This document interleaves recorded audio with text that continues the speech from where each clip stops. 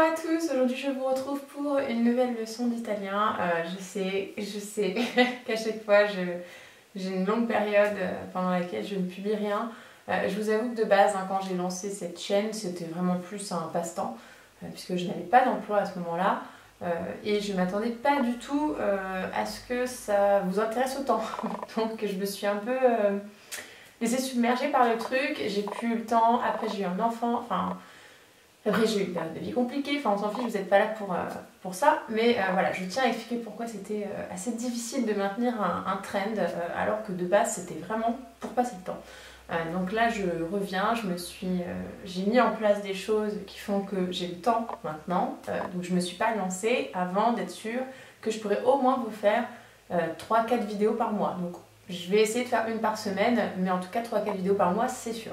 Je préfère faire des petites leçons avec des sujets assez précis pour ne pas faire quelque chose de très long, très chiant et qui a du mal du coup à être retenu.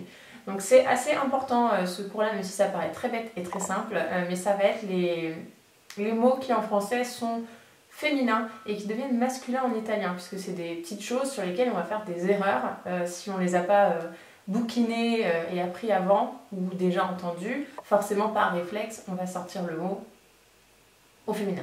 Voilà. Ou alors s'il n'a pas de genre, puisqu'après on verra ça également en italien, comment se terminent les noms masculins et féminins, mais on va avoir tendance à mettre un article du coup devant qui va être incorrect. C'est pas tous les mots, mais c'est une dizaine de mots à connaître, effectivement. Alors il y en a que vous allez plus utiliser que d'autres, très clairement, mais au moins ceux-là il faut les intégrer. Donc le premier mot c'est la botte, donc la chaussure bien sûr. La botte en italien ça se dit lo stivale. Lo stivale. Donc effectivement ça n'a rien à voir. En plus vous devez vous poser la question de pourquoi c'est lo et pas il. Ça ce sera le sujet d'une autre vidéo parce que c'est un autre sujet complexe, voilà. Mais en tout cas retenez bien que ça se dit comme ceci. Ensuite, la branche. Donc la branche d'arbre, la branche. Il ramo. Il ramo. Là pour le coup, la petite astuce que vous pouvez avoir pour vous en souvenir en français, c'est que ça fait penser au rameau. Voilà, donc je pense que c'est la même racine latine à mon avis. J'ai pas envie de dire de bêtises, mais je pense. Donc vous, au pire, pensez au rameau, quoi. Voilà, ça vous permet tout de suite de vous rappeler que c'est la branche et du coup, ça va être masculin dans votre tête. Alors, la commande. Donc si vous passez une commande de vêtements, la commande au restaurant, etc. L'ordine. Alors ça fait penser plutôt à l'ordre, mais effectivement, rien à voir non plus. Là forcément c'est un L apostrophe, puisque le mot commence par un O, mais c'est l'ordine. L'ordine. Ensuite, un mot très très connu et que vous risquez d'utiliser beaucoup, c'est la couleur. Donc la couleur en italien c'est masculin. Il colore. Il colore. Pour s'en rappeler, pensez à la fin de multicolore. Voilà, tout ça s'écrit exactement pareil. Donc multicolore, peut-être que ça fait plus, oui, ça fait plus masculin dans notre tête que la couleur. J'essaie de vous trouver des petits tips pour retenir. Il n'y en aura pas pour tous, mais c'est ce qui me vient en tête, on va dire. Ensuite, autre mot que vous pouvez utiliser fréquemment, vraiment dans la vie de tous les jours, c'est la cuillère. Alors celui-là, il est compliqué.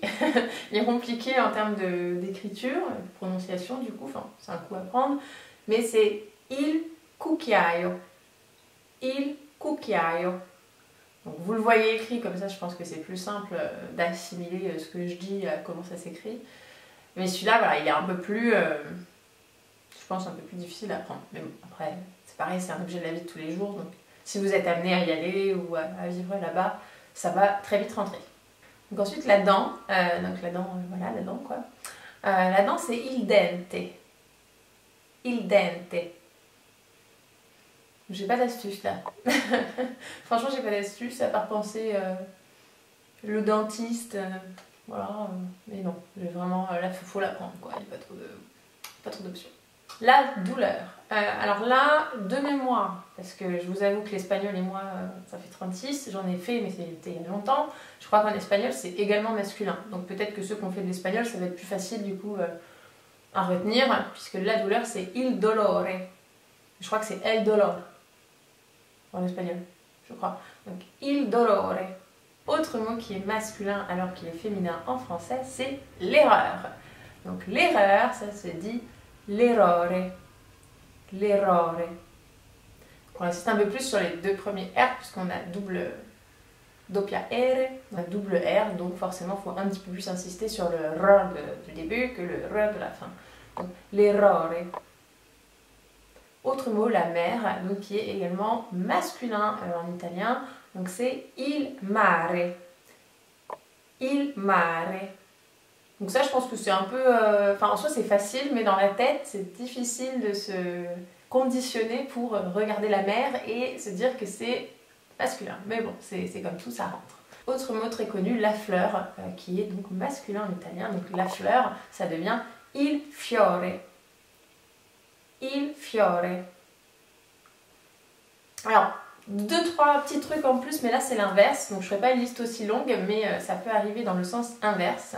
Donc par exemple, des mots qui sont donc masculins en français et qui vont se transformer en mots féminins en italien. Je vais vous en sortir 3-4 comme ça qui sont des mots qu'on utilise plus ou moins souvent, voilà, on va dire. Donc déjà, par exemple, le chocolat chaud, quand vous commandez un chocolat en Italie, donc chaud, c'est féminin, donc c'est la cioccolata. La cioccolata. Qu'est-ce que j'ai d'autre? Ah bah si, l'oignon. Donc l'oignon, parce que ça vous faites souvent quand même des recettes en Italie dans lesquelles il y a de l'oignon dedans. Voilà, vous allez en acheter au marché, etc. L'oignon, ça se dit la cipolla. La cipolla. Le matin en italien, c'est féminin, donc ça se dit la mattina. La mattina. Alors très attention, ne faites pas la mattina, parce que du coup ça fait penser à la prononciation du mot voiture, qui est la macchina. Là on est bien sur la mattina. Donc le dimanche également c'est féminin en italien, donc c'est la domenica. Domenica. Le soir c'est également féminin en italien, donc c'est la sera. Et je pense que vous l'avez déjà entendu dans buonasera, pour bonsoir. Donc la sera. J'espère que cette petite leçon vous a plu. Je vous donne rendez-vous pour la prochaine, d'ici une semaine, et qui sera cette fois sur justement le singulier pluriel en italien, donc pour vraiment pas vous tromper puisqu'il n'y a pas de S, et donc masculin, féminin évidemment. À bientôt!